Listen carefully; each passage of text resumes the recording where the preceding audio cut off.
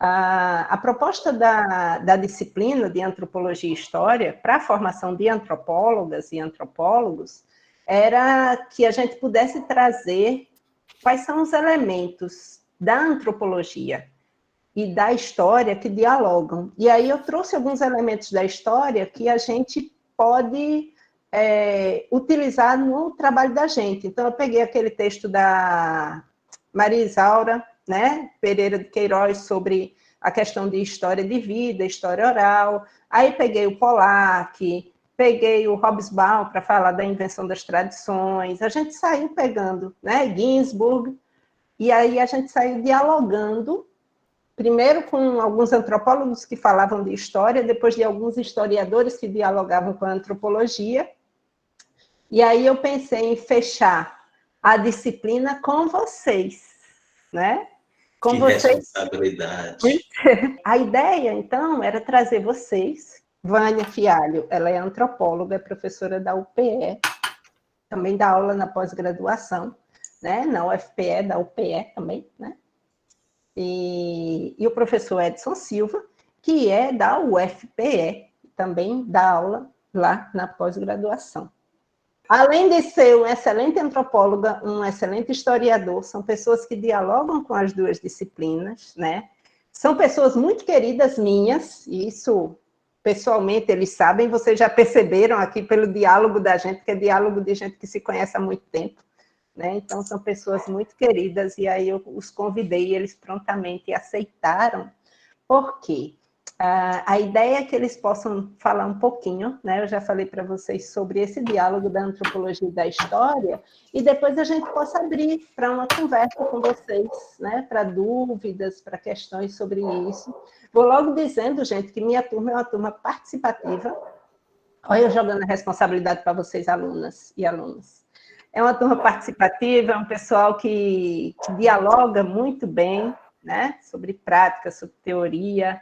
E é por isso que eu chamei vocês. Vocês também são pessoas que eu adoro e que eu acho que conseguem fazer esse diálogo de forma muito tranquila. É isso. Para a gente não demorar muito, eu acho que a gente pode fechar o seguinte, uns 20 minutos para a Vânia, para Edson, e depois a gente abre para o diálogo com o pessoal da turma. Pode ser assim? Pode. Por mim? Pronto. Começando. O que acha? Pode ser, tranquilo. Agora eu posso dizer o que eu pensei? Sim, claro. Eu pensei em historiar um pouco como é que aconteceu esses diálogos. Como é que ele vem acontecendo, fazer uma história desses próprios diálogos. Perfeito, perfeito. Gostei. Pode começar. Eu tenho só uma coisa a dizer também, esses dois são chucurólogos, viu? São estudiosos do... Inclusive, nós somos, eu acho que a gente já passou, né, a presidência e a vice-presidência para outros, mais novos, né, Edson? Mas é porque a gente acabou criando uma associação dos chucurólogos, entendeu? Porque quando a gente começou não tinha muitos chucurólogos, agora tem bastante. Exato. Então, a gente fundou uma associação, né, que é a Associação dos Chucurólogos. Eu acho que a Kelly é sócia bedemérita, viu? Com certeza. É, né? Pois é, e eles são os sócios fundadores, viu? Os mais velhos, os dinossauros. Não, é os que são mais citados. Vânia é a presidenta. Então, podemos? Podemos, devemos, né? Porque eu acho que o pessoal já está querendo... Eu vou estar olhando aqui minha cola, mas vocês vão me ver aqui. Então, gente, antes de mais nada, quero agradecer muito o convite de Kelly, boa noite a todos e a todas, dizer da minha alegria e também de reencontrar a Vânia, ao menos virtual, e a gente poder estabelecer essa conversa. Então, o que eu pensei, estão me ouvindo bem, aquela pergunta de espiritismo? Sim. Que bom, a voz do além respondeu. Então, eu pensei em historicizar como é que ocorreram esses diálogos, essas relações entre antropologia e história, e é possível situar essas reflexões, esses diálogos, num período bastante contemporâneo, que para a história remete a um movimento que começa no início do século XX, na França, que chamou-se a Escola dos Análises. É um grupo de historiadores, vocês um dia vão ouvir falar, ou já ouviram falar, os mais famosos são Lucien Febvre e Marc Bloch, que pensam em discutir a história de uma forma diferente daquela história dos grandes nomes, grandes heróis, grandes personagens, grandes acontecimentos. E eles fundam uma revista que chama Anais de História Econômica e Social. Isso lá em 1929, em francês, Análise. E esse movimento ficou conhecido como Escola dos Análises, que tinha uma preocupação de aproximar as reflexões, as pesquisas, as discussões da história com as ciências sociais. Então, o Lucien Febvre, esse Marc Bloch, funda esse movimento, e o Marc Bloch é preso pelo nazismo, e é morto pelo nazismo. O Lucien Febvre consegue escapar, e depois dos anos 1940, 1950, ele dá continuidade a essa revista, com essas reflexões, com a história, dialogando com as ciências sociais.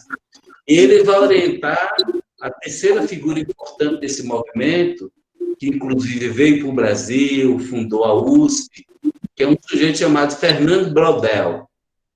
Esse Fernando Braudel era um pesquisador da área de história, mas que dialogou muito com a antropologia, principalmente com a geografia. Para vocês terem uma ideia, ele fez um livro sobre a história do mar Mediterrâneo. O quanto era importante o mar Mediterrâneo para entender a Europa, entender as navegações. Então, esse movimento que começa lá em 1929, continua com essa figura, no início foi chamada a primeira geração, depois, com Fernando Braudel, a segunda geração. E no terceiro momento, já nos anos 60, 70, 80, é a chamada terceira geração da Escola dos Análises. Essa terceira geração é chamada a geração da nova história. E essa nova história, ele teve como figuras conhecidas um historiador que pesquisou a Idade Média, chamado Jacques Le Goff, e um outro que especializou-se em discutir patrimônio e memórias, chamado Pierre Nora. E qual é a novidade desses dois pesquisadores com esse novo momento dessa Escola dos Análises, fundada lá no início do século XX, que nos anos 70, 80, na terceira geração? A novidade é que eles vão se aproximar mais ainda de abordagens interdisciplinares. Eles vão se aproximar nas suas pesquisas da antropologia, das ciências sociais, quer dizer, vão incluir nas suas pesquisas categorias da antropologia e das ciências sociais. Ao lado disso, também na França, existe um movimento importante, que é os estudos de africanistas franceses. Inclusive, na própria antropologia, o Mouros, Marcelo Mouros, uma dessas figuras que discutiam em Paris seminários de pesquisa sobre a África, onde antropólogos, pesquisadores iam à África e faziam novos estudos a partir de perspectivas antropológicas dos vários grupos étnicos existentes na França. Então, os africanistas franceses também, eles, de uma certa forma, também eles fomentaram esses diálogos entre a antropologia, as ciências sociais e a história. Então, nesse movimento, lá de 1929 até os anos 70, vai surgindo também outras reflexões, outras disciplinas, que vai fazendo com que cada vez mais ocorra um diálogo maior entre a antropologia e a história. Um desses movimentos é a chamada etnohistória. Ela surge lá pelos anos 40, ela é uma palavra que existe desde o início do século XX, mas ela se configura, toma corpo, se consolida lá pelos anos 1940 nos Estados Unidos, e a etnohistória seria uma nova disciplina que articulava pesquisas de antropólogos, arqueólogos e historiadores sobre os povos indígenas norte-americanos nos Estados Unidos.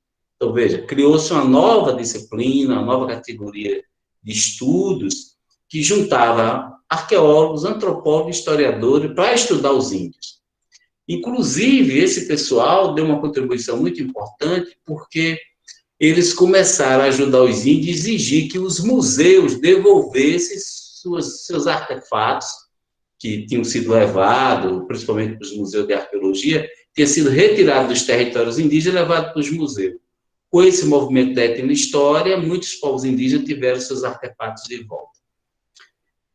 Nos anos 1975, surge na Alemanha uma outra disciplina, outra perspectiva de pensamento que chamou-se a antropologia histórica. E o que era isso? Era uma tentativa de pensar nas discussões antropológicas perspectivas, nas pesquisas históricas, também perspectivas socioculturais a partir das abordagens antropológicas.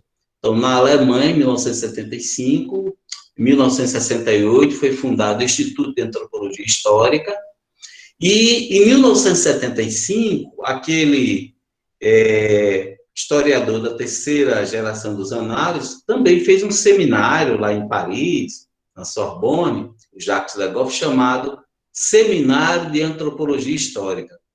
A professora Kelly citou o Carlos Imburg, que é um dos historiadores da microhistória, que é resultado desse movimento da antropologia histórica, que seria esse diálogo entre historiadores e antropólogos, ou os historiadores procurando, nas suas pesquisas históricas, características socioculturais nos processos históricos.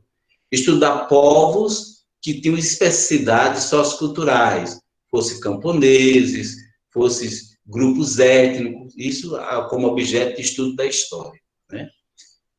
Ao lado disso também, nos anos 1960, na Inglaterra, existe um grupo de pesquisadores marxistas que rompem com o marxismo tradicional, que estava muito ligado com a antiga União Soviética, e havia questionamento da ditadura de Stalin, e esse grupo rompe com o Partido Comunista Inglês e pensa uma nova perspectiva de análise da história, é a chamada História Social Inglesa, que tem uma perspectiva de fazer uma análise da história vista de baixo, estudar trabalhadores, escravizados, a presença de mulher na história, de mulheres na história, não é gênero ainda, pesquisa do papel da mulher na história, quer dizer, uma história daquelas pessoas que eram pessoas comuns, anônimas, então, na perspectiva do marxismo, mas uma história que começa a dialogar principalmente com as ciências sociais, com a antropologia. E tem algumas figuras dessa história social inglesa, a partir dos anos 1960, que foram importantes. Uma dessas figuras foi um historiador chamado Eduardo Thompson. Thompson, ele fez um estudo sobre o cotidiano e a cultura dos operários, dos trabalhadores. E, mais que isso, ele não estudou apenas os trabalhadores operários, ele tentou compreender como no campo, na zona rural da Inglaterra, já existia um movimento de organização para questionar os poderosos, né, a dominação social. E para fazer isso, Thompson estudou muito o cotidiano, a cultura. Então, ele se aproxima das discussões antropológicas. O Thompson, ele é muito conhecido por essa questão da história vista de baixo, a história dos trabalhadores, a partir de sua organização do cotidiano e da cultura. Uma outra figura importante dessa história social é o Raymond Williams. O Raymond Williams, ele é um historiador também desse mesmo grupo marxista, mas dialogando com a antropologia, com as categorias socioculturais. Ele vai estudar a relação entre história e literatura. E ele vai discutir como os personagens eles têm uma situação social, têm especificidades socioculturais, então ele também vai aproximar dessa discussão de história, antropologia e literatura. E a segunda geração desse grupo da história social inglesa, da Universidade de Birmingham, vai criar uma outra categoria de estudo, que é chamada de estudos culturais. E dentre deles está um historiador negro, jamaicano, que foi morar em Londres, que dava aula nessa Universidade de Birmingham, chamado Stuart Hall. Eu acho que vocês, se não ouviram falar, vão ouvir falar. E ele vai trabalhar muito a questão da identidade, principalmente da identidade negra. E para discutir a questão da identidade na história, ele vai se aproximar também da reflexão antropológica. Esse grupo dos estudos culturais ficou famoso, porque a partir dele surgiu as discussões de gênero, e muito numa abordagem interdisciplinar. E esse grupo influenciou muito um grupo de professores da Unicamp, onde eu estudei o doutorado, que foi o ambiente onde eu me formei. Então, na Unicamp, onde eu estudei, o Secult, que é o Centro de Pesquisas Socioculturais, ele é bastante influenciado, os professores lá, por essa história social inglesa, esse marxismo que dialoga com a antropologia, que procura estudar a história das pessoas fora da história oficial, escravizado, indígena, mulheres. Então, muito influenciado pelo Thompson, pelo Raymond Williams, pelo Stuart Hall, né? Bom, prosseguindo, para a gente compreender mais a trajetória desses diálogos, nos anos 1988, 1990, tem um acontecimento, e agora pensando esses diálogos entre a história e a antropologia e o estudo dos índios, nos anos 1988, 1990, ocorrem situações, tem eventos que vão influenciar decisivamente esse pensar os índios na história em diálogo com a antropologia.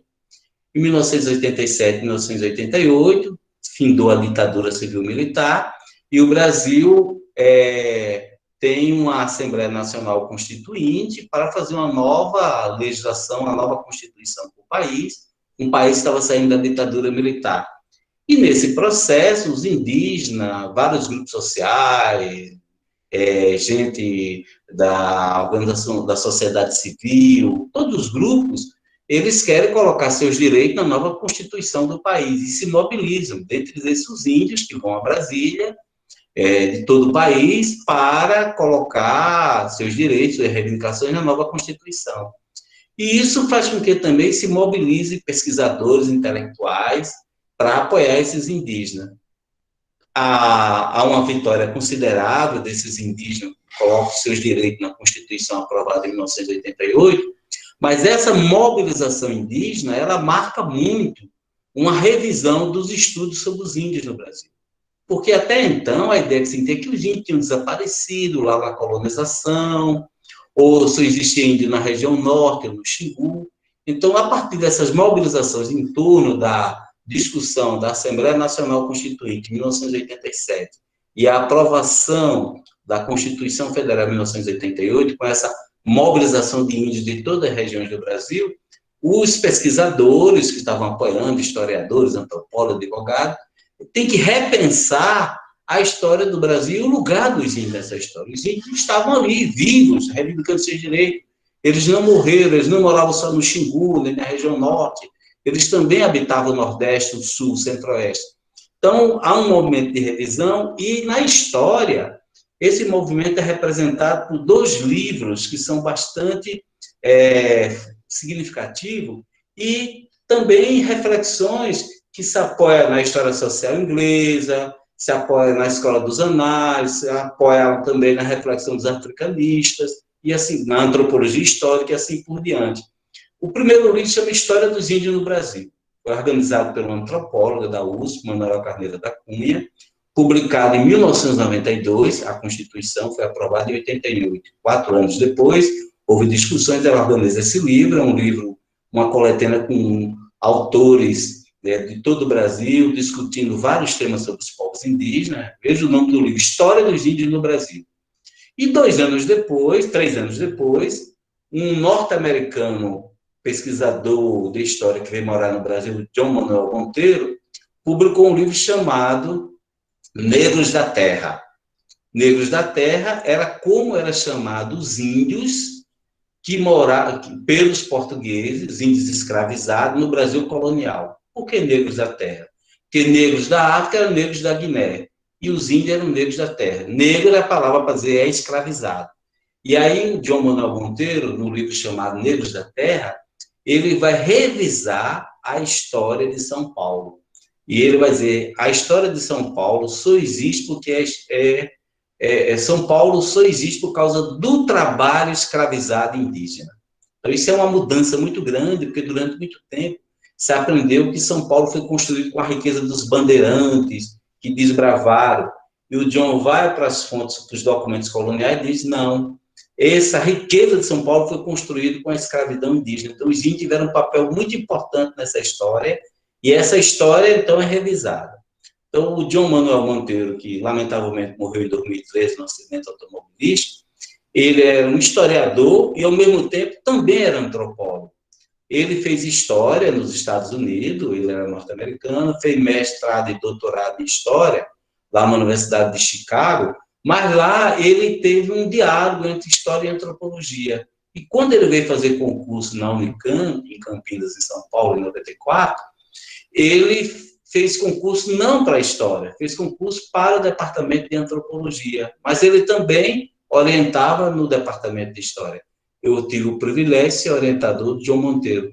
Então, o João Monteiro tornou-se uma figura importante para pensar a história dos índios no Brasil, ou a história indígena no Brasil, daqui a pouco eu vou explicar mais sobre a diferença, porque ele fazia esse diálogo entre a história e a antropologia no estudo dos indígenas. E uma outra figura também que é importante na área da antropologia é o professor João Pacheco de Oliveira, que vocês, se não ouviram falar, mas vão ouvir, que também faz esse diálogo entre as pesquisas antropológicas e as pesquisas históricas, a partir daquela perspectiva da chamada antropologia histórica, né? O professor João Pacheco publicou o livro A Viagem da Volta, né, que pensa os índios, a história indígena no Nordeste, em 1999, mas no mesmo ano, também, em 1999, ele publicou outro livro chamado Ensaio de Antropologia Histórica, né? E nesse livro, ele, numa perspectiva da antropologia, ele pensa os processos históricos e os índios, levando em conta categorias de identidade, relações socioculturais, culturas, mudanças culturais, dentro dos processos históricos. Em 2011, ele publicou mais uma coletânea, organizou um texto de orientandos dele, de pesquisadores sobre os índios do Nordeste, e o livro chama-se A Presença Indígena no Nordeste, livros que depois a professora Kelly pode comentar com vocês. Bom, já concluindo, o que é possível perceber desses diálogos entre história e antropologia e pensando especificamente os estudos sobre os povos indígenas? Uma primeira questão que é possível problematizar é: eu devo chamar etnohistória, quando eu penso os índios, eu devo chamar a história indígena ou os índios na história? Bom, a etnohistória, como o próprio nome diz, pensa que existe uma história étnica, a história de um povo. E, no meu ponto de vista, na minha perspectiva, não é possível fazer uma história de um povo indígena. Não é possível recortar a história de um povo indígena e fazer só a história do povo indígena, porque esse povo indígena está inserido num contexto sócio-histórico, sociopolítico. Então, a história dos índios é também a história das suas relações. Da mesma forma que não é possível também falar em história indígena. Então, hoje nós falamos em história indígena, mas a gente quer remeter à ideia dos índios na história. Por que os índios na história? É uma ideia de pensar que os índios estão presentes como protagonistas enquanto índios ao longo da história do Brasil, desde a colonização aos dias atuais. E enquanto índio com suas características socioculturais específicas nesse processo de refazer a identidade, a cultura, de reelaboração cultural. Então, nesses diálogos entre história e antropologia, para nós da área da história, é importante discutir as categorias da antropologia de cultura, de identidade, de relações socioculturais nos processos históricos, ou seja, pensar os índios enquanto sujeitos políticos, mas com características socioculturais específicas. Os índios não é mais um indivíduo na história, eles têm características próprias de suas expressões socioculturais, e quando nós pensamos em história, temos que dialogar com a antropologia para a antropologia nos ajudar a pensar pensando nessas especificidades socioculturais desses povos indígenas, a questão da identidade, os processos que essas identidades são afirmadas, etc, etc. Para encerrar, eu quero lembrar um trecho de uma fala, de uma figura que é muito cara para a antropologia, você já deve ter ouvido falar, que é o Claude Lévi-Strauss, que ele escreveu uma coletânea chamada Antropologia Estrutural, um texto sobre história e etnologia. Ele diz assim, depois que ele compara a relação de história e etnologia, vamos pensar história e antropologia, ele diz assim, até agora houve uma repartição de tarefas, justificada por antigas tradições e por necessidade do momento. Contribuiu para confundir os aspectos teórico e prático da distinção entre história e etnologia, história e antropologia. E assim, para separar a etnologia da história, mais do que convém, somente quando elas abordarem em conjunto o estudo das sociedades contemporâneas, podemos apreciar plenamente o resultado de sua colaboração e nos convencer de que, nesse caso, como as demais, elas nada podem uma ser sem a outra. Ou seja, a história precisa da antropologia, a antropologia precisa da história. E, lembrando sempre, os estudos sobre os povos indígenas são necessariamente interdisciplinares. Obrigado. Eu que agradeço, Edson. Obrigada. Esse texto de Lévi-Strauss, inclusive, a gente estudou ele, né? Foi um dos textos iniciais da gente. Depois a gente foi dialogando sobre como isso vem se desenvolvendo em outros autores da antropologia. Obrigada, Edson. Vou passar para a Vânia e depois a gente abre para o diálogo, tá? Vânia. Então, gente, boa noite. Também quero agradecer e dizer da satisfação mesmo, vocês não têm ideia. Eu parecia uma criancinha feliz indo no parque de diversão, esperando a hora da live. Isso porque, assim, nós estamos acostumados, né, eu, a Kelly, o Edson, a gente se encontrar em eventos, né, e estar discutindo sempre temáticas correlatas, né, essa que nós estamos discutindo hoje aqui. Mas a gente não tem feito isso, né? A gente tem participado de lugares diferentes, em coisas diferentes, e a possibilidade, como o Kelly disse, olha, a gente vai ter uma conversa hoje, uma conversa gostosa com pessoas que a gente gosta de conversar. Então, é muito bom, realmente. Eu acho que esse encontro, esse reencontro hoje, vai reanimar no sentido de trazer alma mesmo, né? De trazer ânima mesmo, de trazer essa energia de vida para a gente. Então, eu estou muito feliz aqui. E, bem, eu achei muito bom o Edson começar a fala, porque ele fez esse panorama geral, que foi uma introdução maravilhosa para a gente entender essa relação, né? E aí, eu, do lugar de antropóloga, vejam que ironia do destino.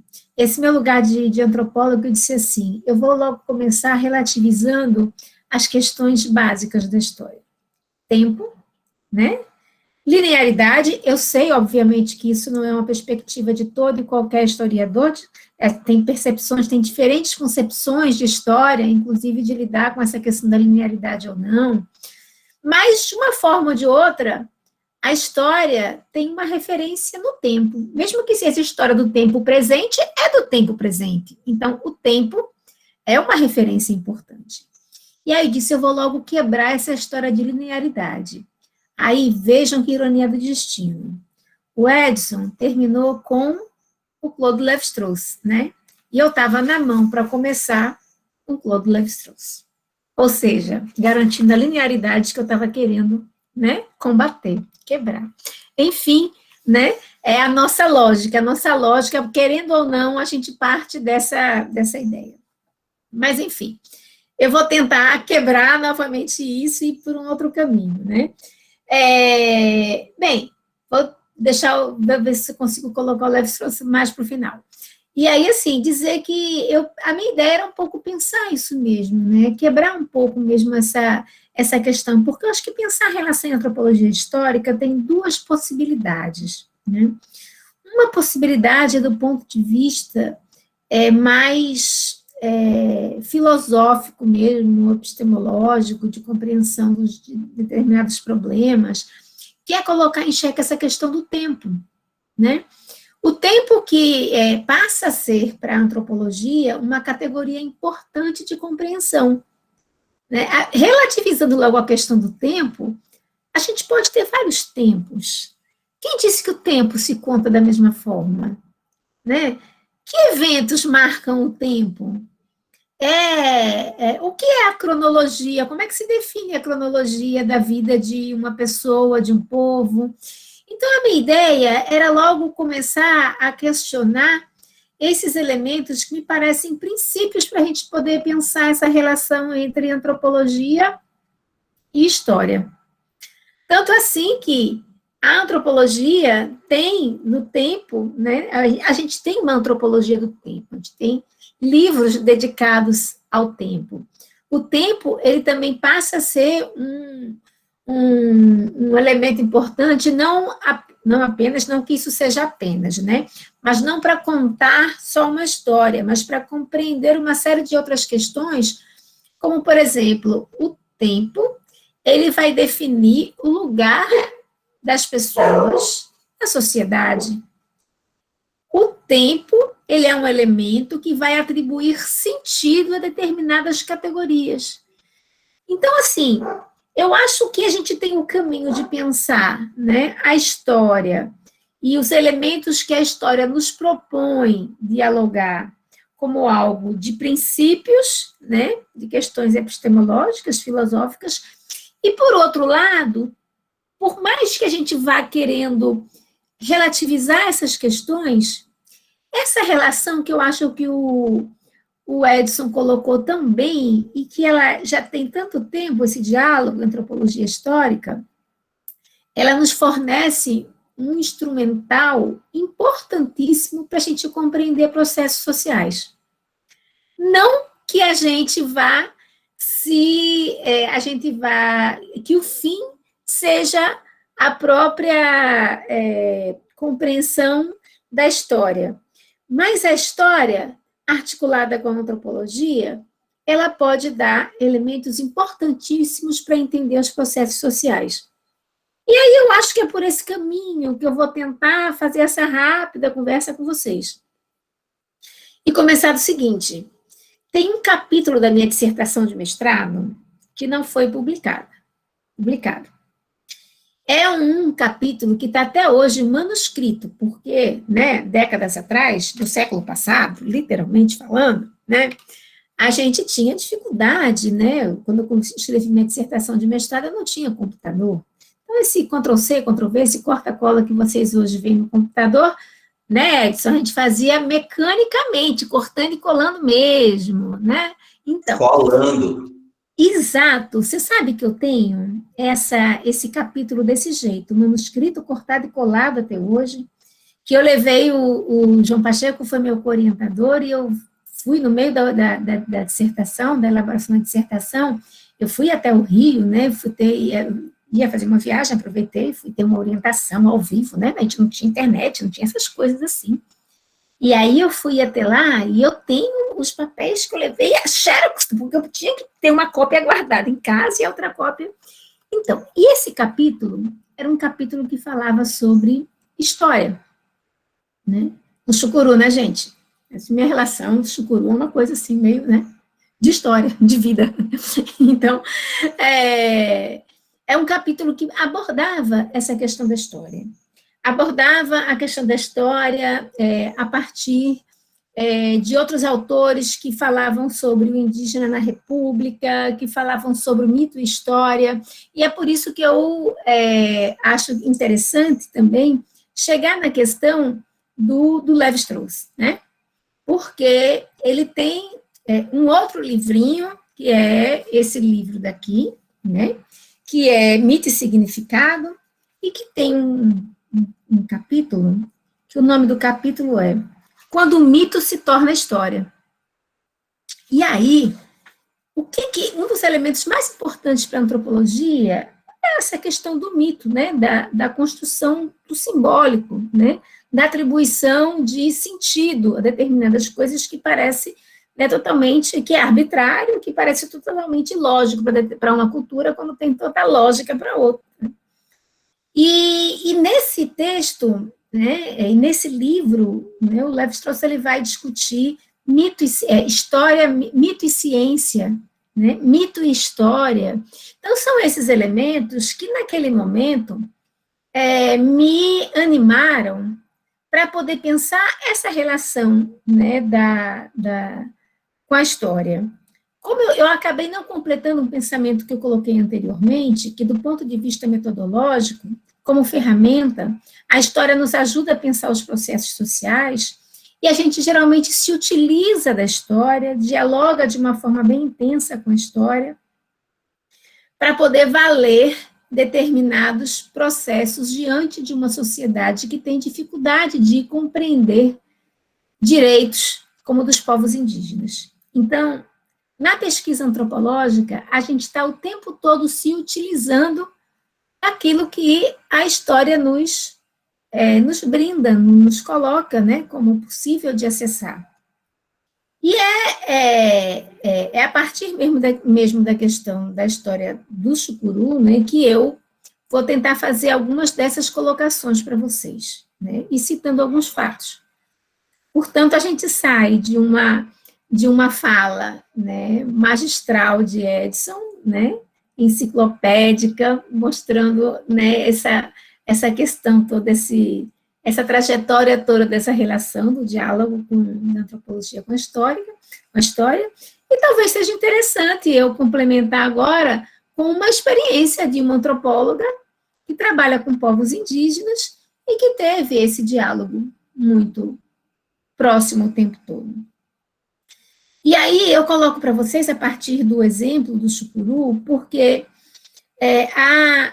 o meu trabalho com o Chucuru na dissertação, posteriormente isso né, prosseguiu, mas ele tinha a ver com o reconhecimento, com a afirmação da identidade de um povo que era negada, né? E, ao mesmo tempo, isso estava diretamente atrelado ao reconhecimento de direitos sobre o seu território. E eu me lembro que o tal do capítulo, que não foi para a dissertação, ele falava sobre aquilo que Edson já escreveu também, que é sobre a participação dos índios na Guerra do Paraguai, né, do Chucuru, e como eles contavam essa história e como isso era incorporado pelo próprio povo Chucuru. E muitos dos elementos que eles colocavam nessa narrativa, ora, as coisas se encaixavam com uma história oficial, ora, isso se aproximava daquilo que o Lévi-Strauss colocava como mito, e, ao mesmo tempo que era exigido de mim, que naquele momento era também antropóloga da FUNAI, então tinha todo um peso de uma instituição e de um tipo de trabalho, né, que fosse se desdobrar como uma peça técnica, administrativa, para poder encaminhar o processo de reconhecimento do povo Chucuru, era cobrado exatamente elementos que fossem documentais e históricos. E uma das questões mais importantes que eu encontrava em relação ao Chucuru eram as narrativas que tinham a ver com os mitos. E o quanto aquilo me dizia, né, sobre a compreensão que eles tinham em relação ao seu espaço de vida, em relação ao órgão indigenista, em relação às pessoas que chegavam ali. Então, todas essas narrativas, que eram narrativas históricas, em determinado sentido, sim, também, né? Eu acho que talvez Edson possa até falar um pouco isso, porque a gente, quando fala de história, alguém está contando essa história. Qual é a história que está sendo considerada como oficial, como verdadeira? né? Qual é a história que tem espaço do ponto de vista formal nos processos, né, de reconhecimento de direitos? E qual é a história que faz sentido para os próprios grupos? Que história é essa? Se você chega no povo chucuru, a narrativa da ida até o Rio de Janeiro, né, a participação da Guerra do Paraguai tem uma importância enorme. E ela é contada das mais diferentes formas. E isso, às vezes, se distancia da história oficial. Então, essa era uma primeira questão que me saltava aos olhos. Outra é que eu tive a sorte de trabalhar com um historiador, com o Edinaldo. Eu não me lembro qual era o sobrenome dele, Edson, não sei se você lembra. Que está em Rondônia hoje, né? Edinaldo Bezerra. Edinaldo Bezerra. Edinaldo Bezerra era um historiador e ele trabalhava na FUNAI, também, onde eu trabalhava, e Edinaldo fez toda a pesquisa, né, no Instituto Histórico, toda a pesquisa documental, o Edinaldo estava compondo, ele, né, o processo, o relatório de identificação e delimitação, ele me ajudou muito com a organização desse material. E, ao mesmo tempo que eu resistia, né, em fazer pesquisas documentais, porque eu considerava que essas narrativas míticas e a história oral, elas me davam, do ponto de vista antropológico, os elementos que eu considerava mais importantes, aconteceu uma coisa super interessante. A gente estava exatamente no momento em que uma área do território chucuru estava sendo objeto, né, de uma ação de reintegração de posse. O chucuru tinha feito era a segunda retomada do chucuru. Vejam, sou dinossauro mesmo, né, gente? Dinossaurica.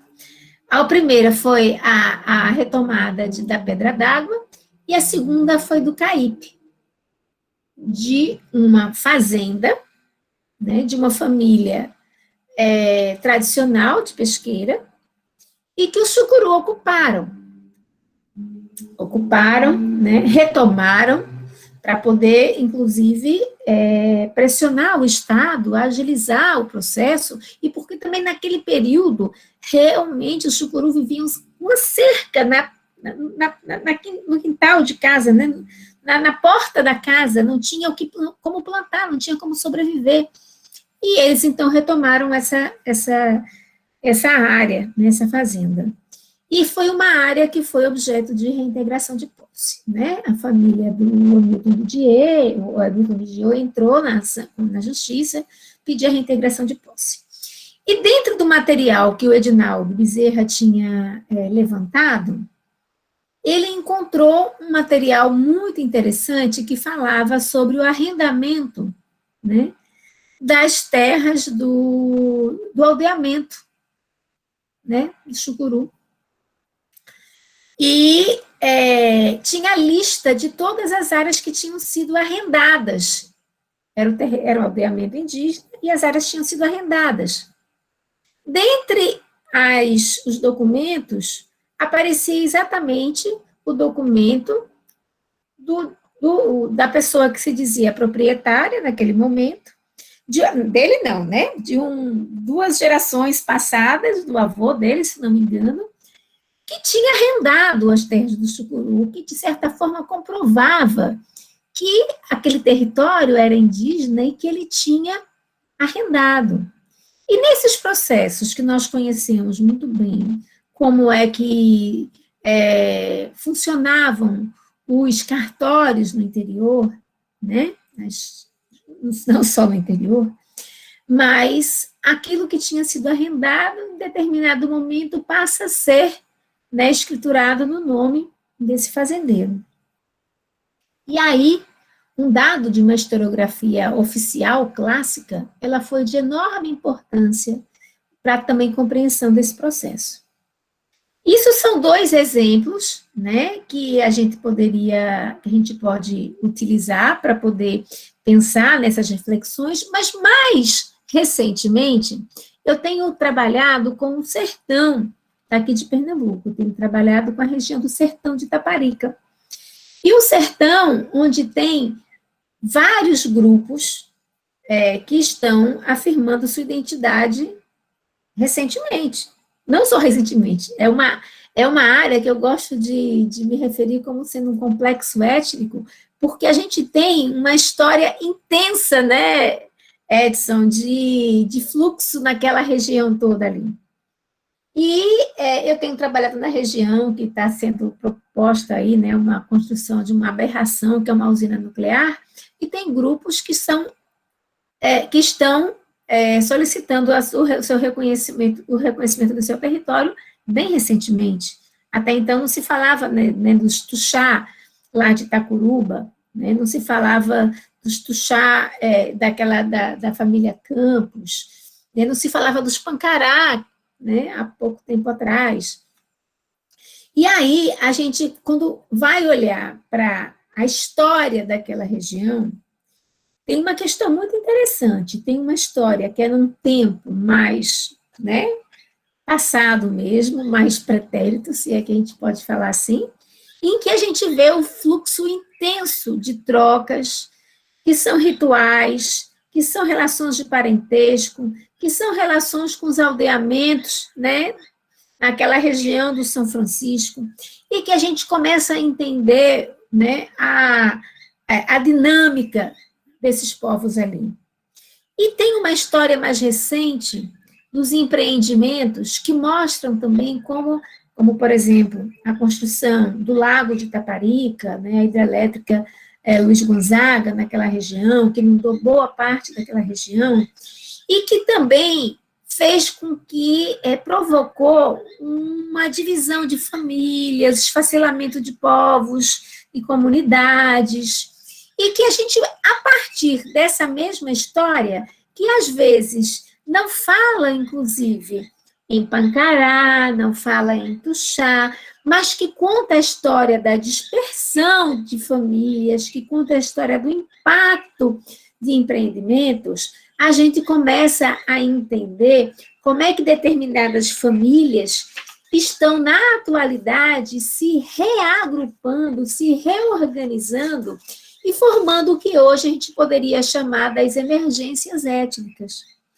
E aí, nesse processo, principalmente, o que eu acho interessante é que a gente percebe que a história traz para a gente as dinâmicas territoriais, os fluxos territoriais, né? Dados que às vezes aparecem como grande quebra-cabeça, mas que conjugados com os dados antropológicos que nós temos na atualidade, de afirmação identitária e das narrativas que são contadas, às vezes do ponto de vista mítico, a gente consegue compreender o que são os processos vivenciados por esses povos na região.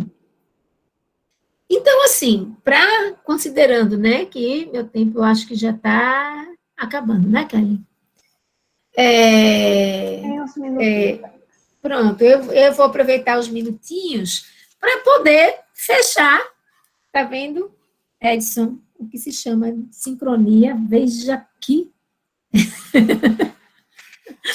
né? Que ironia, né? Com um trechinho, né, dessa parte, quando o mito se torna história, o Lévi-Strauss, ele coloca o seguinte, né?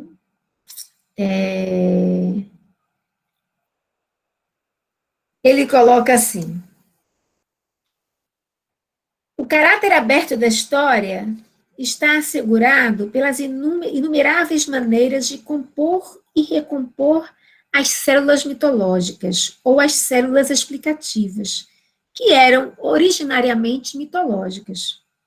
Isso demonstra-nos que, usando o mesmo material, porque, no fundo, é um tipo de material que pertence à herança comum, ou ao patrimônio comum de todos os grupos, de todos os clãs, ou de todas as linhagens, uma pessoa pode, todavia, conseguir elaborar um relato original para cada um deles. Então, a gente não tem uma história, a gente tem muitas histórias, né? E a gente tem na antropologia esse elemento fundamental de construção simbólica, né, de construção e elaboração dos mitos, narrativas mitológicas, que nada tem de negar a própria história, nem da história negar a própria leitura dos mitos, né? Mas que são formas diferentes de contar a história dos outros. Porque se os outros forem contar essas histórias, eles não vão dividir entre antropologia e sociologia, nem entre ciência e outra coisa, nem entre mitologia e ciência. Eles vão contar a sua história, né? Então, eu acho que é nesse campo, quando a gente vai, enquanto na antropologia, né, conhecer, se debruçar sobre a história dos outros e das outras, e eu coloco os outros aí no sentido da alteridade, daquilo que fomenta o pensamento antropológico, né? É disso que a gente tem que dar conta, né? Considerando que tem várias formas e que todas elas nos ajudam a compreender os processos sociais. Ok, gente? Deixo aí aberto para a gente agora conversar livremente, tá? Obrigada, Vânia. Gente, muito obrigada. E tem uma coisa interessante que as falas de vocês, elas dialogam com o que a gente vem dialogando nos últimos meses, né, gente? Na turma de Antropologia e História, que é justamente essa questão do trato de documentação oficial, do trato de história oral, das possibilidades de uso em diálogo, né, dessas várias histórias, essa história social, essa história tradicional, né, o que é que se tem de crítica, o que não se tem de crítica. Então, é muito bom ver vocês e ouvir vocês, porque é isso, né, é o que a gente foi construindo nesses últimos meses na disciplina. Gente, quem quiser se inscrever, eu botei aqui, eu escrevi errado, depois escrevi certo, tá? Quem tiver questões, pode se inscrever aqui, dizendo eu, né? Escreva aqui, inscrição, e aí vocês podem falar, e já tem algumas questões aqui, né? No chat. Teve uma hora que eu caí, meu computador descarregou, e eu fiquei acompanhando aqui pelo telefone. O Diego, ele já se adiantou aqui, aluno nosso, já colocou o texto de João Pacheco, dos Índios Misturados, para quem ainda não viu. É um texto que quem não viu vai ver, em alguma disciplina esse texto de João Pacheco vai aparecer. Né? Aí tem uma pergunta, tem uma questão aqui do Neto. Você quer ler, Neto? Ou você escreveu? Porque Neto é tão falante, botou aqui escrito, ficou tímido.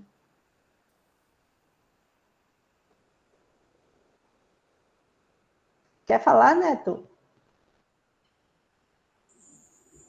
Eu posso falar, Kelly. Fiquei meio tímido mesmo. Fica não, se apresenta. Bom, gente, foi muito bom poder ouvir vocês, né? Eu acho que dialoga muito, como o Kelly falou, com o que a gente tem discutido, né, na disciplina, e a gente sai, assim, instigado para pensar nossos campos, né, nossas temáticas. E aí minha pergunta no chat foi no sentido de que vocês comentassem um pouco sobre o lugar da memória, né, nessa relação entre a antropologia e a história. Como a história lida com a memória, como a antropologia lida com a memória, e as convergências, divergências, enfim, nesse sentido. Obrigada, Neto. Tem também uma questão, o pessoal escreve, aí eu digo, mas se quiserem aparecer, que é tão mais simpático, né, aparecer. O Aldo também escreveu aqui, Aldo que deve estar tímido, que chegou agora na turma, mas Aldo, você quer falar ou eu posso ler? Olá, professora. Pode ler, porque eu estou fora de casa. Tá certo, está difícil a conexão. Então, vou ler aqui. É possível refletir sobre zonas de conflito entre antropologia e história? Existe algum pomo de discórdia ou essa relação é um casamento perfeito? Obviamente, passando pelas questões teóricas e metodológicas. Aldo, você é muito danado, viu? Porque você transita pela antropologia e pela história, é historiador, né? Então ele sabe bem direitinho das tretas. Mas quer botar a treta, rapaz, então tudo certo. Mais alguém tem mais alguma questão? Não, por enquanto. Eu tenho uma. Vânia falou um pouco sobre, na prática, no trabalho dela, como é que ela dialoga com a história. Eu queria que o Edson ele falasse também, né, nesse trânsito. A gente até participou de uma mesa, não foi, Edson, lá na RBA, que você disse, eu estou meio de intruso, a gente não tem coisa menos intrusa do que Edson numa mesa com a gente. Né? Mas aí eu queria que você falasse um pouquinho também dessa relação antropologia e história no seu trabalho, na sua vida. É isso, essas três, para começar. A gente usa a história, tu usa essa antropologia? Olha, eu quero lembrar que meus colegas da história me olham atravessado. Eles dizem que meu tema é da antropologia. E na antropologia eu me sinto acolhido às vezes não. Por quê? Na história do Brasil, na história sobre a história dos índios, teve aquela ideia que os índios morreram no início da colonização e, no máximo, é uma discussão antropológica da atualidade. Mas esses índios são coisas menores. Então, e mais a história que é feita em Pernambuco, no Nordeste, que é marcada muito pela ideia de cana e escravidão, que é a influência de Gilberto Freire. Então, os índios desapareceram. Agora, eu quero responder as questões a partir de uma situação que aconteceu esses dias, que um colega me consultou. Existe uma narrativa, olha aí, Vânia, o que eu vou dizer. Existe uma narrativa num povoado perto de Goiânia, que é a última cidade de Pernambuco, vindo para Paraíba, das chamadas Mulheres de Tejucupá. Quem foram essas mulheres? Foram mulheres que colocaram para correr um bando de soldados holandeses com água fervendo e água com pimenta. E um amigo estava numa roda de feministas, mulheres, e disse que isso não era verdade. E ele quase que apanha. Então ele me faz uma consulta, Edson, as mulheres de Tejucupá existiram ou não? Aí eu vou comentar a resposta que eu disse a ele, e vocês vão entender como é possível a aproximação desses diálogos na prática. E depois eu concluo dizendo como é que isso acontece na minha pesquisa sobre os povos indígenas, especificamente o Chucuru. Eu comecei dizendo para o colega que não existe verdade histórica, não existe testemunha fidedigna. Hoje nós compreendemos, e aí eu acho que dialoga muito aquilo que Vânia dizia, que as histórias são narrativas. E narrativas em disputas. E ao historiador, ao pesquisador da história, cabe entender esses processos dessas disputas, dessas narrativas. Eu vou dar um exemplo. Por exemplo, essa história das mulheres de Tejucupá. Não importa se foi factível ou não, se as mulheres colocaram esses holandeses para correr, não. O que importa é que aquela comunidade se apropriou dessa narrativa, que a antropologia vai dizer mítica, e atribuiu um significado. É a força das mulheres, é a mulher pernambucana, é a mulher organizada. E as mulheres feministas hoje têm nas mulheres de Tejucupá esse símbolo dessas mulheres que, desde o período colonial, e mais ainda, isso revido hoje numa sociedade que é contra o patriarcado, numa sociedade que é contra a dominação machista, tem um significado daquelas mulheres como símbolo. Essa é uma narrativa que a gente pode pensar mítica, diria a antropologia. Existe uma outra narrativa muito comum, que é o 7 de setembro. Eu sempre digo que é dia de lavar roupa, só tem tanques e trouxas na rua. Mas aquela narrativa oficial é que o imperador vinha e recebeu comunicado do Correio, Paulo Bregaro, que é o nome da Central dos Correios em Recife, na Avenida São Martim, e o Paulo Bregaro, que era um carteiro, dizendo, olha, seu pai está em Portugal, disse que você tem que voltar porque o Brasil tem que continuar colônia de Portugal. E o Pedro I tira a espada e grita independência ou morte. Isso é a narrativa oficial. Mas existe outras narrativas, que ele estava voltando de Minas Gerais, que tinha ido para a casa de um amante, tinha comido uma feijoada e teve uma caganeira na hora que o cara chegou. Inclusive, é um padre que descreve essa situação. E que não tinha cavalo, era uma égua, esqueça aquele quadro do Pedro Américo. Então, veja, o próprio quadro já é uma narrativa, e essas narrativas são impostas, são construídos. Então, para nós hoje, essas narrativas, não importa se elas aconteceram ou não aconteceram, os fatos, porque os fatos ninguém sabe. Por exemplo, descobrimento do Brasil. Pensar a narrativa clássica. Cabral chegou na praia. Eu sei se Cabral chegou, tem uma descrição de Caminha, o primeiro escrivão do rei, que tinha interesses em descrever aquilo. Ele não estava lá. O que a gente tem é lampejos de um possível passado. E sabendo que o passado não existe. O passado é a invenção do presente. Vou repetir de novo. O passado não existe. O passado são perguntas do presente sobre as memórias. Nesse sentido, as memórias orais e escritas, elas são atribuídas significados, que a antropologia vai dizer significados míticos. Então, essas narrativas, elas são colocadas na ordem do dia conforme o grupo hegemônico no poder. Por exemplo, se a gente olhar o Brasil hoje, o grupo que está aí tem uma narrativa hegemônica do negacionismo, de dizer que a ciência não tem valor, de um fanatismo político-religioso. Quer dizer, são construídas narrativas a cada época, a cada tempo, e o grupo que está no poder impõe sua narrativa.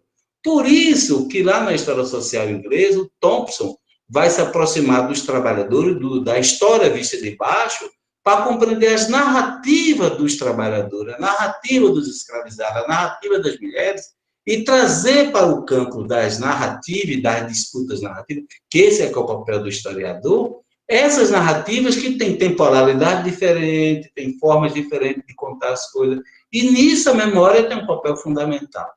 Na minha pesquisa de doutorado, qual era o objetivo? Que o orientador não deixou fazer, viu, Vânia? Era contar uma história regressiva. É uma história como aquele cinema que começa com a última, a primeira cena é a última. Qual era a minha tentativa? E eu tentei um pouco burlar o orientador e ele não percebeu. Era como nos anos 1990, o Chucuru contava a narrativa para dizer que as terras eram suas. E essas narrativas eram baseadas na memória dos velhos, que diziam, nós estamos aqui porque essas terras foram dos nossos antepassados. Então, essa memória do pertencimento. Então, nesse sentido, a categoria pertencimento, a categoria de comunidade étnica, de Max Weber, a categoria de identidade em processo de construção, nessa relação histórica do Barthes. Então, essas categorias eu me apropriei no meu trabalho, de forma prática, da antropologia, a categoria de identidade, de construção da identidade, da afirmação da identidade, dos fluxos dessa identidade que é construída nas relações de contato com o fazendeiro, com a igreja, com outros índios, com os não índios, que são incorporados nesse processo e passam a ser considerados índios pelos índios que estão ali dos casamentos interétnicos. Então, essas categorias da antropologia, de pensar o que é a identidade, o que é a cultura, quais são as mudanças da cultura, quais são as mudanças da identidade, por que ocorrem, que eu trouxe para a minha discussão. E pensando assim, nós, na história, existem várias perspectivas da história. A história que eu trabalho, que dialoga com a antropologia, é uma história de narrativas. E a minha tentativa foi colocar as narrativas Chucuru em evidência, que dão significado para eles afirmarem o direito à terra, um direito ancestral que eles constroem a partir de marcos que eles escolheram. Quais foram os marcos que eles escolheram? A viagem ao Rio de Janeiro, a instalação do posto do SPI, a participação na Guerra do Paraguai, e tudo isso é acionado por causa de uma pensão nos anos 50, quando os índios estão querendo receber pensão dos netos que foram para a Guerra do Paraguai, e essa, a partir de uma lei de Getúlio Vargas. E é essa pensão que aciona uma memória do século XIX, que é retomada de novo nos anos 90, quando eles voltam da Assembleia Nacional Constituinte com direitos. Então, esses processos históricos, que cabe ao pesquisador da área da história, pensando em diálogo com as categorias antropológicas, trazer para a discussão.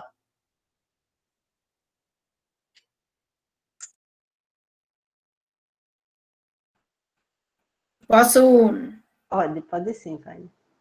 dar um alôzinho para Glauco aí também? Oi, Glauco.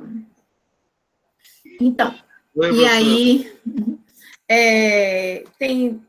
comentando, né, as duas questões. Tem essa questão da memória. Eu me lembro que no livro, né, que eu organizei juntamente com uma outra colega, a Rita Neves, e com a Mariana Figueroa, que também é uma série um conjunto, né, de textos sobre o chucuru, de peças técnicas que foram elaboradas sobre o chucuru. Eu começo falando sobre essa questão da memória.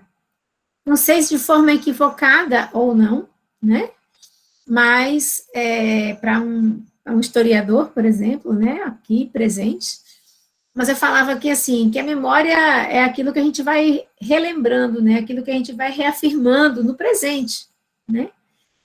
E aí, contar a história, né, falar sobre a questão da criminalização no caso do chucuru, era rememorar, era trazer exatamente aquilo que estava sendo reafirmado o tempo todo, né, na história do chucuru, que tinha a ver com as perdas, com o sofrimento, né, com os crimes, com as perseguições.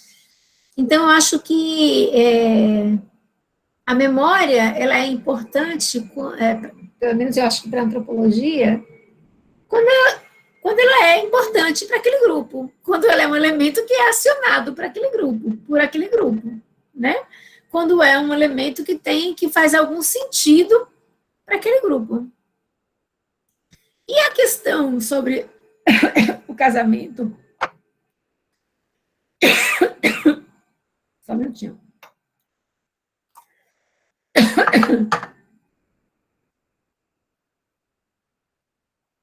Entre antropologia e história, se o nosso amigo aí transita entre antropologia e história, ele sabe que tem farpas o tempo todo, né? Nessa relação. Mas, assim, são farpas interessantes. Sabe aquelas farpas que fazem a gente pensar, né? São boas da gente pensar. Eu acho que existem esses diálogos são bons, sim. Agora, existem outras questões, que não é entre a antropologia e a história, é entre historiadores e antropólogos, ou entre historiadoras e antropólogas e vice-versa. Por que eu estou colocando isso? Porque a gente tem um mau uso, né, da antropologia e um mau uso da história. Então, não é um problema da antropologia e da história, é um problema do mau uso da antropologia e da história. E aí eu vou citar alguns exemplos. Vou citar o caso, tem alguns casos que são bem paradigmáticos, né? Tem alguns casos de cisão histórica, né, entre historiadores e antropólogos. Tem historiadores que não podem chegar perto de antropólogos e vice-versa. E aí, assim, eu estou colocando isso porque quando começou, diferentemente da questão indígena, a questão quilombola, ela se firmou do ponto de vista tanto das políticas públicas, como inclusive teoricamente, mais recentemente, porque você tinha os estudos históricos sobre a questão do aquilombamento e tudo mais, mas a partir da Constituição de 88, a partir do artigo 68 da DCT, que você tem o reconhecimento de direitos quilombolas, a gente tem um outro conjunto, né, de produção que também transita, que também dialoga, que também é formada do diálogo entre antropologia e história. E aí a gente tem no início, assim, deixa eu ver, final da década de 90, que foi um período que estavam acontecendo vários trabalhos, vários estudos sobre comunidades quilombolas, e a gente ainda não tinha uma política bem definida. Ora, esses processos se davam a partir do Estado, ora se dava a partir da Fundação Palmares, ora pelo INCRA, era uma confusão. A gente tinha um problema. Foi, inclusive, um dos decretos, né, que falava que a comunidade quilombola teria o seu reconhecimento, o reconhecimento do seu território, se fosse encontrado ali um pilão. O pilão físico era a forma de garantir que ali tinha um grupo, uma comunidade quilombola. Isso eram arqueólogos e historiadores que faziam uso de provas materiais para atestar uma coisa que para a antropologia é muito cara, que é essa construção da identidade, né? Que são os processos que vão sendo, né, vividos para poder... Porque o que interessa para a antropologia enquanto uma ciência social? Como é que os grupos se formam enquanto grupos? Já pensaram nisso? Como é que um grupo é um grupo? Como é que é um grupo? Um bocado de gente, um bocado de indivíduo, que a gente entende como indivíduo, que isso, né? Resolve ter um projeto, ter uma agenda comum e de enfrentar tudo que se pode pensar na face da Terra e da própria vida por uma ideia de uma identidade social comum. Gente, é muita piração, né? E, ao mesmo tempo, esse grupo que é tão coeso se divide, briga, se esfacela. Então, para o cientista social, o que interessa a gente é saber como é que é essa dinâmica de agregar e desagregar, o que forma um grupo, o que desagrega e forma outro grupo, ou nega. Então, é esse movimento que é o bom da história. Não, que é o bom da antropologia. Né? Que é o bom de fazer pensar a coisa, né? E aí você tem um bocado de gente querendo atestar por um documento, querendo achar documento histórico. Não, gente. A história traz para a gente elementos para poder pensar e compreender o processo. Mas não é a prova em si, a prova são as pessoas que estão lá, nesse momento, vivendo, se afirmando enquanto tal. E isso é a prova de que existem.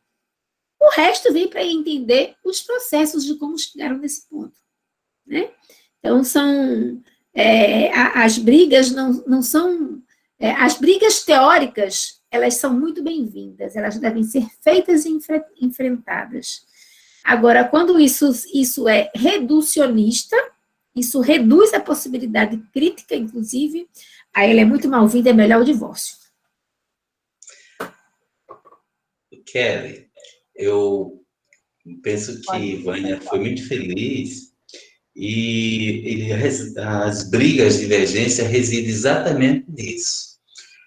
Mas a perspectiva teórica, eu penso que na perspectiva que eu falei ainda há pouco, por exemplo, na pesquisa de doutorado, a minha ideia de memória, que eu fecho lá a pesquisa, é uma ideia de uma colega do Rio de Janeiro, que ela diz o seguinte: a memória é o vivido, o concebido e o expressado. Então, necessariamente, a memória é uma construção social. E eu queria lembrar também que só mais recentemente é que meus colegas da história admitiram a memória como fonte histórica.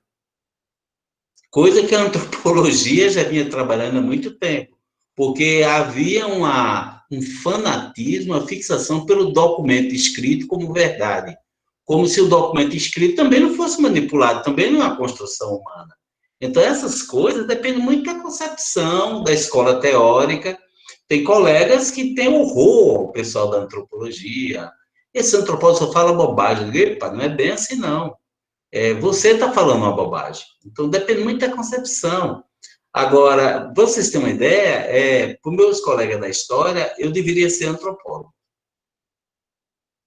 Porque não tem um lugar na história falando de índio. Você vê o dilema e o drama. Eu diria que você criou um lugar importante falando de índio. Né? Entre lugares. Essa é uma questão muito importante. Desculpa, Kelly. Essa é uma questão muito importante. Por que eu digo isso? Porque eu sou socióloga também, né? E durante os meus 4 anos de doutorado de sociologia, eu fiz aqui na Federal, e a sociologia, a pós-graduação em sociologia, fica no 12º andar. E a antropologia fica no 13º. E eu era, jocosamente, ironicamente, mandada todo dia para o 13º. O que eu estava fazendo no 12º se eu trabalhava com indígenas? Porque quem estuda índio é antropólogo. Eu acho isso muito importante para a gente poder ver as interfaces do ponto de vista das disciplinas e o que significa a negação de determinados temas em determinadas áreas, né? Parece, e essa visão é uma visão que vai também folclorizar, que vai também trazer uma visão equivocada de achar que a antropologia vai trabalhar só com o exótico, e indígena é exótico. Então, vou me utilizar dessa mesma reflexão para dizer o seguinte: É exatamente isso que a antropologia faz com a história, né? Para a gente, nada passa despercebido. Uma vez antropólogo, minha gente, ou picado, né, pelo, pelo mosquito da antropologia, como o Edson aí, né, não tem como a gente deixar as coisas passarem sem a gente fazer uma leitura, né, sobre isso, sobre o sentido que aquilo pode ter para aquele contexto, né? E o tempo todo a gente está se deparando com as narrativas que contam as histórias das pessoas, e as histórias que são contadas das pessoas chamam a atenção para os eventos, os episódios que são importantes para as pessoas, que dão sentido à existência das pessoas, né? Então é isso. Obrigada, Vânia e Edson. Adoro. Eu fiquei pensando, sabe em quê? Imagina, o caba chega e faz, sim, vocês são quilombolas? Somos. Por quê? Porque nos reconhecemos quanto comunidade, temos uma história de origem comum e tal, e tal, e tal. Mas vocês não têm um pilão. Então não é quilombola. Não tem pilão, né? Não seja por isso, o povo... A antropologia... Pois é, a antropologia é maravilhosa. Sabe aquela história da invenção das tradições? Uhum. Entendeu?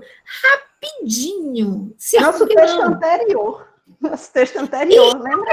E esse pilão, ele não é fake, ele não é falso também não, minha gente. Esse pilão tem sentido. Essa é a questão. Tem todo sentido. Tem sentido para aquele momento que ele foi comprado. E tem uma narrativa sobre ele. Se brincar, ele caiu do céu, ele foi abençoado. Chegou ali. Então, é isso. Tem sentido, gente. A Bíblia é uma construção, né? Tudo é construído em algum momento. Teve até uma questão que a gente ficou dialogando na aula, porque o Hobsbawm e o Ranger tem uma hora que eles falam que existem as tradições inventadas e existem as tradições originais. E a gente ficou refletindo que, no final das contas, toda tradição foi inventada em algum momento. Claro. Né? Então, assim, essa distinção de que tem uma original e uma...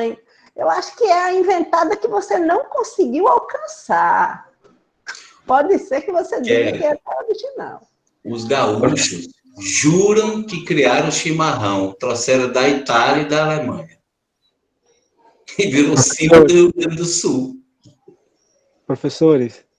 Oi. Aldo, estou podendo falar agora. Há um ano que é discussão. Sim. Tá gostando? Posso falar, Kelly? Há um ano. Só uma questão, Aldo e depois o Lucas. E depois, quem quiser se inscrever, já se inscreva aqui. Pronto, continue. Não, só para encerrar aqui meu raciocínio, que eu estava aqui com meus botões pensando, né? Como é legal esse diálogo interdisciplinar, que, de certa forma, eu interferi a partir de uma psicanálise. Eu coloquei a antropologia e a história no divã, né? Refletindo um pouco sobre essas questões, esses conflitos. E a gente aprende muito nessas zonas de conflito, e eu acredito que para os alunos ficou bem mais plástico, né? mais amplo, né? Tanto pela fala da professora Vânia como do professor Edson, essas aproximações e essas distâncias, né? Que partem, evidentemente, por questões éticas, mas também por questões epistemológicas, muito bem levantado pelo professor Edson. Era só isso a minha intervenção. Fantástico, amei. Legal. Lucas, tu tá por aí?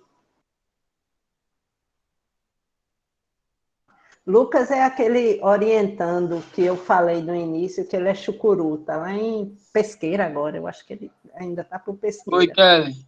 Oi, Lucas, pode falar. Tô em Pesqueira. Eu cheguei esses dias, estava inclusive lá perto de Tejucupapo, lá na Barra de Catuama. Fiquei sabendo dessas histórias das heroínas lá de Tejucupapo quando fui. Então, eu fiquei pensando aqui, né, a gente falando muito da teoria, da metodologia, e assim, na prática, no momento atual, todos os direitos da gente vêm sendo violados, né, a própria Constituição, tudo. E, nesse momento, como é que a gente pode continuar dando legitimidade, né, à história oral, dentro de um documento, por exemplo, num laudo de terra quilombola ou indígena que vem tentando se se afirmar e ser reconhecido pelo governo, como a gente pode montar estratégias, né? Porque se esses documentos físicos oficiais estão sendo desmerecidos, imagine histórias orais de povos indígenas e quilombolas no Nordeste brasileiro. E aí, depois o professor falou dessa questão de índio na história, de falar de índios na história. Eu achei interessante porque já me respondeu um pouco a minha pergunta. Essa interdisciplinaridade, né? Isso pode ser novos métodos de afirmar essa história oral através de métodos não só da antropologia, mas que a história venha a desenvolver também, a somar e outras disciplinas também.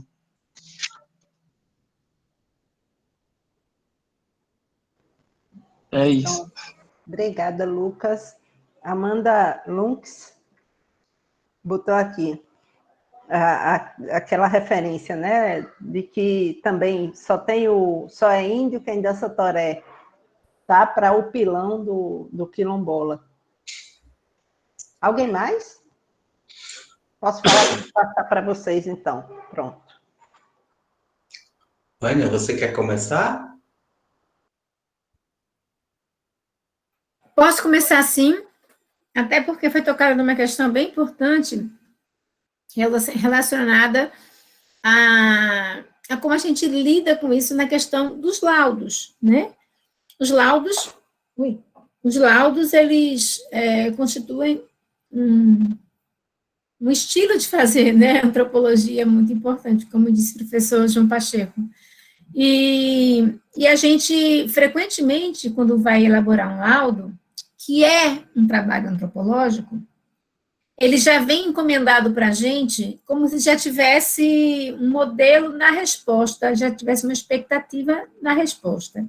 Isso tem muito a ver com os documentos históricos, né? Tem muito a ver com essa expectativa da constatação, né, do veredicto que um documento histórico pode dar. E aí eu diria para vocês que a gente enfrenta, né, é o Lucas, né, que colocou isso, a gente enfrenta esse problema, seja nesse âmbito, seja em outros âmbitos, principalmente no contexto que nós vivemos agora, porque há uma certa negação também dos argumentos que vêm das ciências humanas e sociais, principalmente daquelas ciências que são equivocadamente colocadas como se elas já tivessem a priori uma, né, definição de alguma coisa por uma postura política, né, como se a gente não tivesse um instrumental teórico metodológico capaz de subsidiar as nossas afirmações. E aí eu coloco isso dizendo para vocês, afirmando para vocês que a gente tem um papel muito importante, um papel pedagógico. Eu sempre digo que quando nós elaboramos qualquer trabalho de cunho antropológico, que vai ser lido de uma forma mais ampla por pessoas que não são da área, a gente tem que ter essa preocupação pedagógica de mostrar o que é o argumento que tem sentido para a ciência antropológica.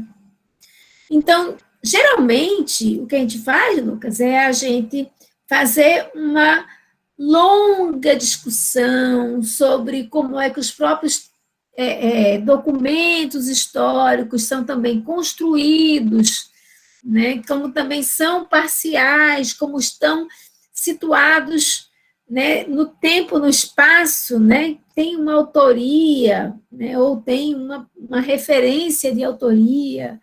Então, é muito importante que a gente se dê ao trabalho de argumentar no sentido de explicar como é que os nossos argumentos, eles são construídos.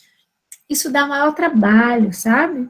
Dá maior trabalho porque a gente tem que convencer, e geralmente quando a questão vem na justiça, em relação aos direitos, a gente tem que realmente convencer, às vezes a gente está como perito do juiz, o juiz que vai estar decidindo, né, que vai estar dando um veredicto, e a gente precisa colocar para o juiz uma série de questões que ele passou a vida toda, né, ou a sua formação, e que ele não teve acesso a esse tipo de informação.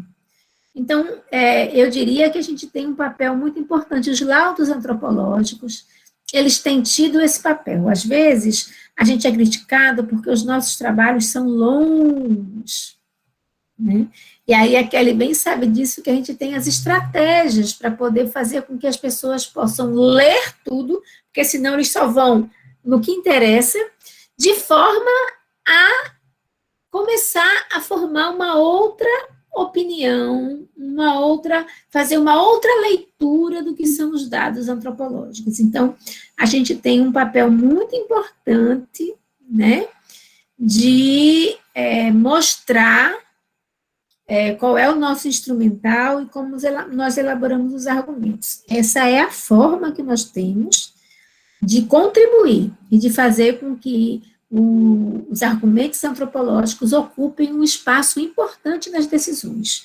Isso é um pleito, né, isso é uma demanda nas questões judiciais, nas questões que estão envolvendo posições muito diferentes, de que a pesquisa na área social, as pesquisas antropológicas, elas têm o mesmo peso daquilo que é colocado como sendo o mais verdadeiro, como, por exemplo, os documentos, né, oficiais.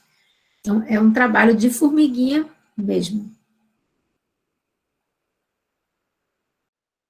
Posso, Kelly? Pode. Veja, nós temos alguns paradoxos. O primeiro é o fetiche do documento. E uma abordagem positivista, uma visão, e Vânia e Kelly sabe muito bem o que eu estou dizendo, para um juiz que tem uma formação dogmática, vale o que está escrito. Por outro lado, na maioria das vezes, nós tratamos com pessoas que não têm o domínio letrado, a antropologia em muito trabalha com grupos ágrafos, mas numa sociedade que vale o que está escrito. Mas mesmo assim, quando o antropólogo, historiador, recolhe essas narrativas e coloca eles à disposição de quem exige esse documento, vem um outro paradoxo, a validade dele, a validação. Ah, mas não tem valor não, porque foi uma narrativa oral, e aí tem mentira. Mas quem me diz que o documento também não mente? Porque aí a gente precisa sempre entender, nesse paradoxo, que todo documento ele é produzido num contexto histórico para responder uma situação. Então, não existe verdade. Eu volto outra vez a dizer, existem narrativas permeadas de interesses. E nessas disputas de narrativas, do ponto de vista da história, o que a gente tem é a narrativa hegemônica do grupo que está no poder e que tenta, a todo momento, desqualificar as narrativas dos grupos chamados subalternos. E qual é o nosso papel? O nosso papel é dizer que essas narrativas dos grupos chamados dominados, subalternos, têm igual valor como aquelas narrativas ditas oficiais. Então, isso passa por um processo de disputas políticas e de disputa de validação da narrativa. Eu vivi uma experiência que a Vânia também estava lá, que para mim é uma das coisas mais chocantes. Chama-se um índio chucuru para depor na Justiça Federal, e a cena, gente, é ridícula, eu nunca tinha assistido. O índio não pode se dirigir direto ao juiz. Ele se dirige ao advogado, que fala para o juiz, que manda o escrivão digitar. E, ao final, o escrivão tira aquele papel, lê e diz ao índio analfabeto, bota o dedo aqui. Bom, veja só quantos filtros. O índio falou para o advogado, que falou para o juiz, que falou para o escrivão. Veja quantos filtros, quantas leituras. Então, o escrivão, por exemplo, vamos dar um exemplo banal. O índio falou que naquele dia estava com a manga. Aí o escrivão pode ter pensado, deve ser a manga da camisa. O índio disse que estava com a manga da camisa. Veja no final que documento vai sair, o sujeito vai lá que não conhece. Então, veja a validação, a manipulação, os paradoxos, quando a gente tem que tratar nas instâncias oficiais com essas narrativas. Então, acho que o nosso papel sempre é esse, lembrar. É um mundo de disputas de narrativa e de validação. E o nosso papel é colocar essas narrativas para que elas sejam apreciadas e que elas tenham um valor simbólico, político, diante das estruturas oficiais. Esse é o papel nosso. E lembrar que direitos é resultado de disputas políticas. O Estado, os parlamentares, ninguém é bonzinho. Então, e mais ainda que eu digo para as pessoas que estão em depressão nesse atual momento, a história, ela acontece, gente. A história é formada de pessoas, espaços, personagens, tramas e cenários. Então, esse cenário hoje está desfavorável, ele vai amanhã. Essa situação não é eterna. Nós não somos o último homem, a última mulher da história. A história tem um percurso, ela vai sendo construída por nós. Então, essa situação não é eterna. Cabe a nós investir e ver forças, formas políticas de burlar essa situação de dominação, porque ela é mutável. A história não é estática, ela tem uma dinâmica também. E essa dinâmica passa pelas disputas narrativas, pelas disputas políticas e pela balança da hegemonia de quem está no poder e quem está fora. Simples. Difícil é descrever. Obrigada, gente. Muito boas colocações de vocês. Vou lembrar para vocês aqui que a gente também tem uma advogada aqui, né? A Amanda Cruz. Ela que está aí com a câmera aberta. Advogado trabalha muito com retórica, né? Ela está fazendo mestrado em antropologia e está no estágio de docência dela aqui, né? Ela é orientando de Estevão, porque todo mundo está conectado, né? E aí, Amanda, ó, tá vendo? Já para você ir refletindo aí em cima da sua pesquisa, ela está fazendo pesquisa com os Tabajara. Quer falar um pouquinho, Amanda?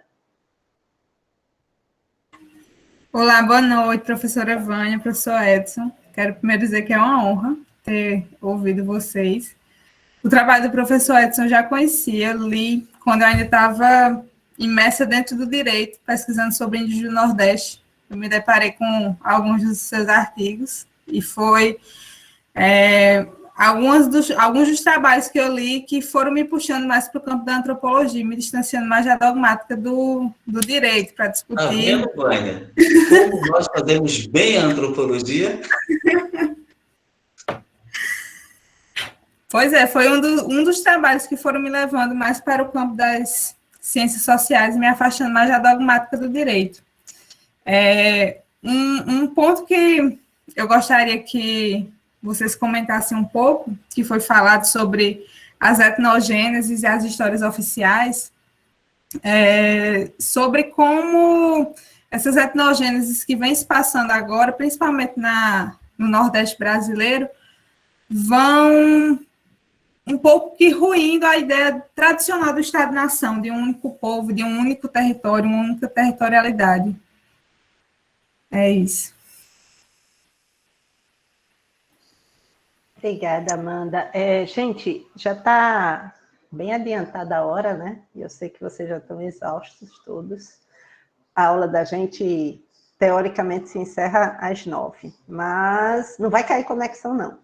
Eu só estou dizendo isso porque eu acho que a gente pode encerrar com a resposta, né? A pergunta de Amanda e depois a gente fazer as considerações finais da gente. É isso. Posso começar, Vânia? Então, Amanda, veja só. Os Estados nacionais, para se legitimarem, as elites que estão no poder, constroem narrativas. Eu dei o exemplo do 7 de setembro, né? E nessas narrativas, o Estado moderno, ele foi pautado numa ideia de nação única, identidade única, você sabe o que eu estou dizendo, povo único. E essa ideia prevaleceu no Brasil desde a independência. Ela é rompida em 1988. 1988 é um marco que concebe esse país como um país plural.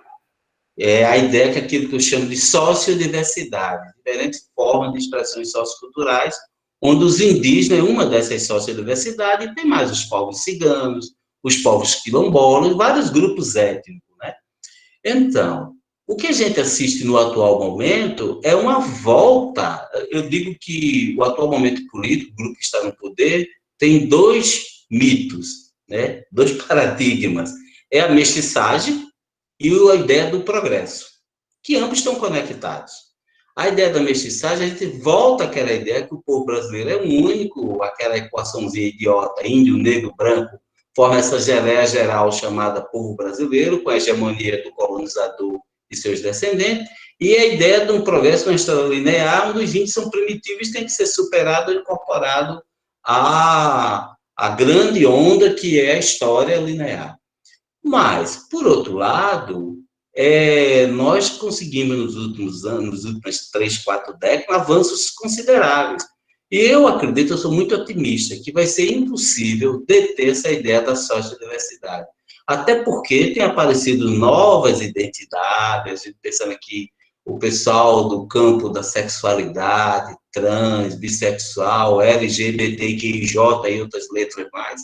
E isso tem uma efervescência muito grande numa sociedade que reconhece plural de direitos, e eu acho que é um caminho sem volta. Com ou sem ele, a gente vai continuar dizendo que a gente é plural.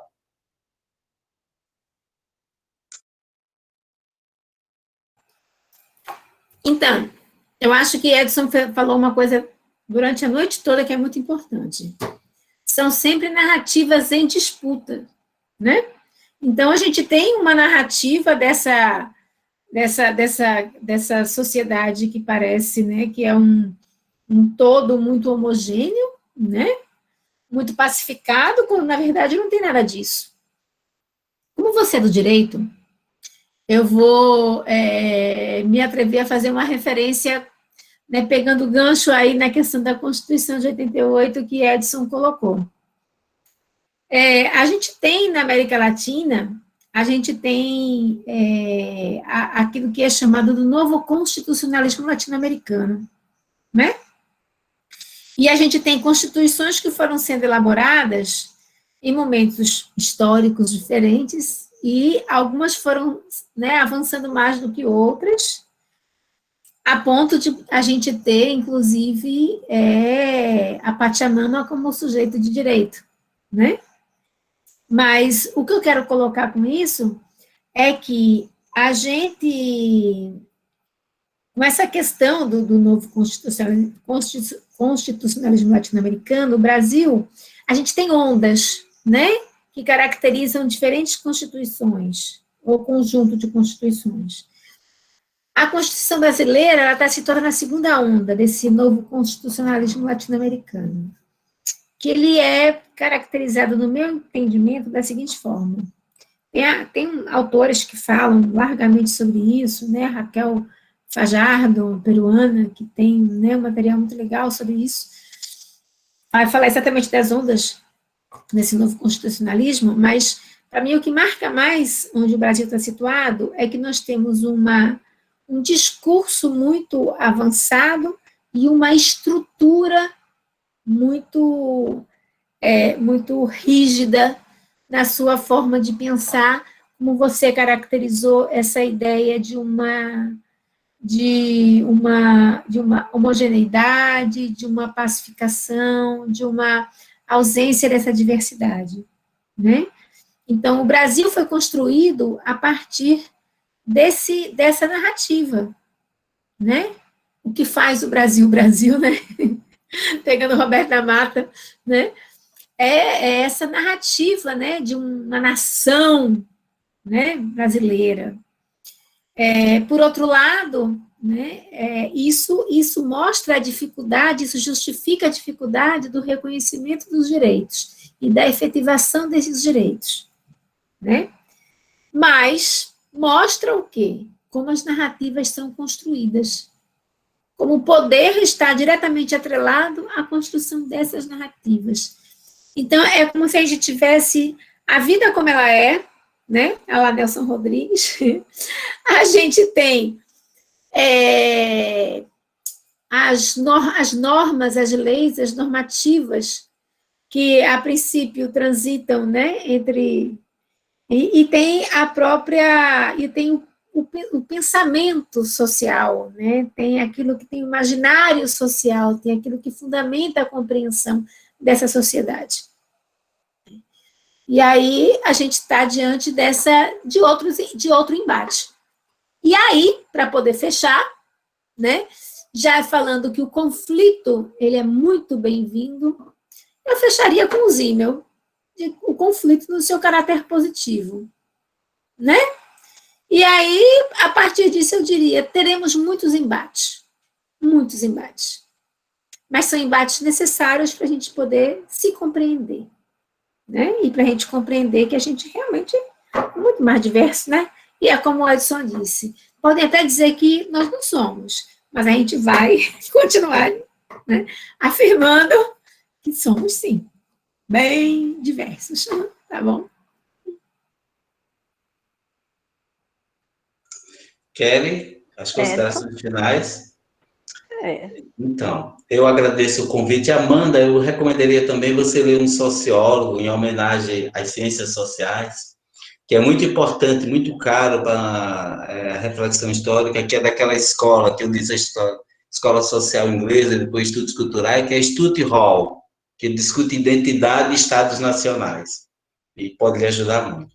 Então, eu quero agradecer mais uma vez a oportunidade, o convite, Kelly, e acho que a gente tentou fazer uma discussão na medida do possível que a gente pudesse dialogar bastante. E no final, tá vendo? A antropologia e a história são boas amigas. Estamos aqui de mãos dadas, falando de disputa de narrativas, suas validações nesse contexto de retrocesso sociopolítico absurdo. Então, dizer também muito bom encontrar a Vânia, Kelly, encontrar todos vocês e que eu continuo à disposição para conversar, para aprender, para ouvir e dialogar. Eu costumo dizer que eu gosto de fazer duas coisas, além de aula. Eu gosto de fazer parecer para texto e participar de banca, porque eu aprendo. Eu estou lendo e estou aprendendo. Então, conversar é sempre um aprendizado. E ler texto alheio também é conversar. Obrigado e boa noite. Eu também, nessa mesma linha, queria agradecer, dizer que a Kelly nos deu um presente, nos possibilitou esse encontro, um encontro com vocês todos também, todas aí da turma. Então, foi um prazer enorme estar com vocês e a gente continua aí no que for preciso. Estamos aí. Vânia, Edson, eu queria agradecer muito a disponibilidade de vocês estarem aqui, tá? E agradecer também ao pessoal da turma que pôde contribuir